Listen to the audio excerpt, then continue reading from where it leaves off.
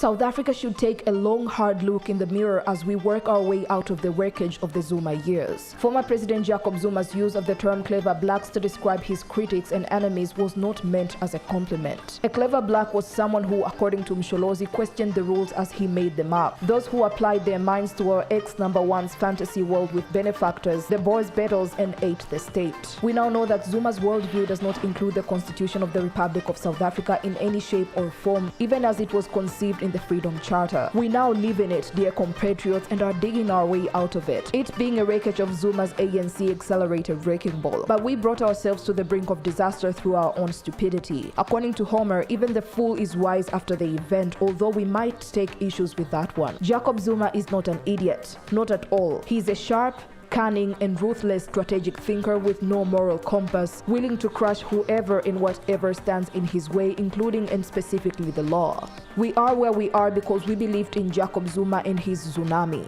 In those heady days leading up to his rise to lead not only the once glorious movement but the country itself, we love-bombed him. Well, not the DA obviously, but certainly Julius Flipper Malema and the Guptas. The big fish democratic South Africa had been caught. We were dapped by the phony bait. For centuries, humans have relied on stupidity to ensure their survival. Stupidity is unwitting self-destruction, the ability to act against one's best interest with death as the extreme result. Stupidity, he claims, is not the opposite of intelligence, rather it is the opposite of lack of stupidity, whereas intelligence is the opposite of a lack of intelligence. The combination of stupidity and intelligence is particularly lethal. So if the inverse of clever is stupidity, what exactly are we dealing with? Ignorance is not the same as stupidity. A person may be open to being enlightened if they're unaware of the fact or tradition. If they choose to remain uneducated, that's just plain stupid. Ignorance can be remedied, stupidity cannot. If someone insists that the world is flat when all evidence points to it being a sphere, that person is stupid.